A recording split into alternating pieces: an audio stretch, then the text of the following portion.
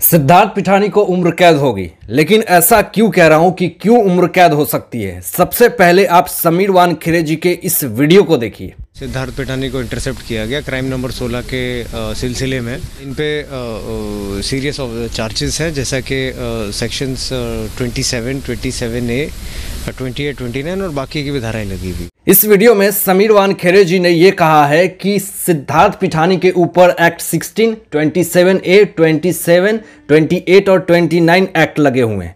अब ऐसा क्यों मैं कह रहा हूं कि उम्र कैद सिद्धार्थ पिठानी को होगी, जिस तरह से उनकी कस्टडी बढ़ा दी गई है। सबसे पहले आपको मैं ये बता दूं कि सिद्धार्थ पिठानी को एनसीबी की टीम 3 बार समन करती है, लेकिन वो नहीं पहुंचता है।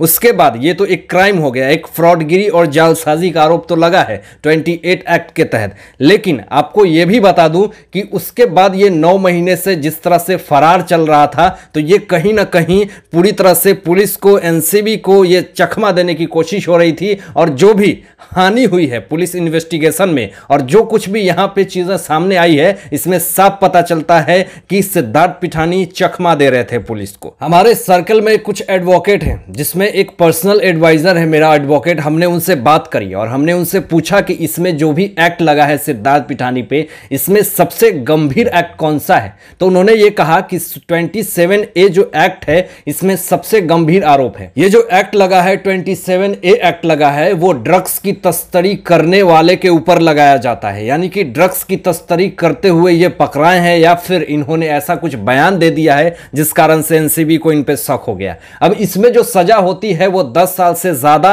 और अधिक से अधिक 20 साल है। यानी 10 से 20 साल की सजा होना तय है। फिर इसमें आपको जुर्माना 1 से 2 लाख रुपए भी देने पड़ सकते हैं, और देन उसके बाद इसमें जमानत मिलने की बहुत ही कम चांसेस होते हैं। देन उसके बाद जो 28 एक्ट लगी है वो भी काफी गंभीर है। वो जालसाजी, फ्रॉडगिरी के आरोप लगा हुआ है। यानी कि कुछ ऐसी चीजें और भी बहुत सारी धाराएं लगी हुई हैं। तो कहने का मतलब ये कि 10 से 20 साल की सजा तो 27 एक्ट के तहत ही लग रही है। और भी समीर वानखेड़े जी ने यह कहा कि और भी बहुत सारी धाराएं लगी हुई हैं।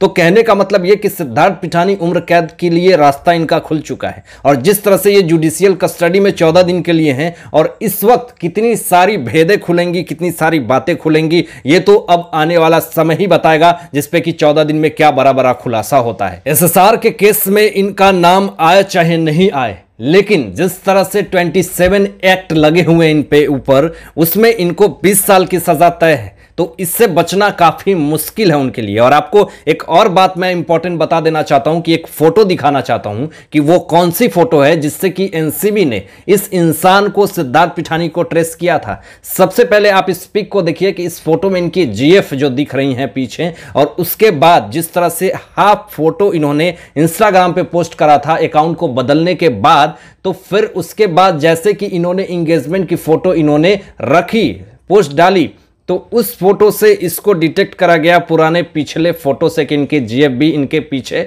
खड़ी है। देन उसके बाद आपको बता दूं कि पूरी तरह से ट्रेस करने के बाद एनसीबी की टीम उस जिम को डिटेक्ट करती है कि ये कहां का जिम है, और यहीं से इनको पूरी तरह से अरेस्ट किया जाता है। पिठानी ने तो यह भी कहा था कि मैं सरकारी विटनेस बनने के लिए तैयार हूं, लेकिन अब ऐसा क्या हो गया कि कस्टडी बढ़ती गई, और इतनी बढ़ती गई, 2 बार से 3 बार बढ़ी, और 14 दिन के लिए जिस तरह से उन्हें जुडिशियल कस्टडी में रखा गया। और आपको यह भी बता दूं कि नीरज और केशव तो विटनेस बनने के लिए तैयार हो गए, उनका बॉडीगार्ड भी विटनेस बनने के लिए तैयार हो गया, लेकिन सिद्धार्थ पिठानी क्यों नहीं विटनेस बनने के लिए तैयार हो रहे हैं, ये अपने आप में एक बहुत बड़ी बात है। और आप इनके इंस्टाग्राम जो इन्होंने नया बनाया था, उसमें इन्होंने रिया चक्रवर्ती को भी फॉलो कर रखा है। तो ये अपने आप में एक बहुत बड़ी बात है। क्या ये रिया चक्रवर्ती को बचाने की कोशिश कर रहे हैं? क्या रिया चक्रवर्ती इनको गाइड कर रही हैं? ये अपने आप में एक बहुत बड़ी बात है और सोचनीय बात है।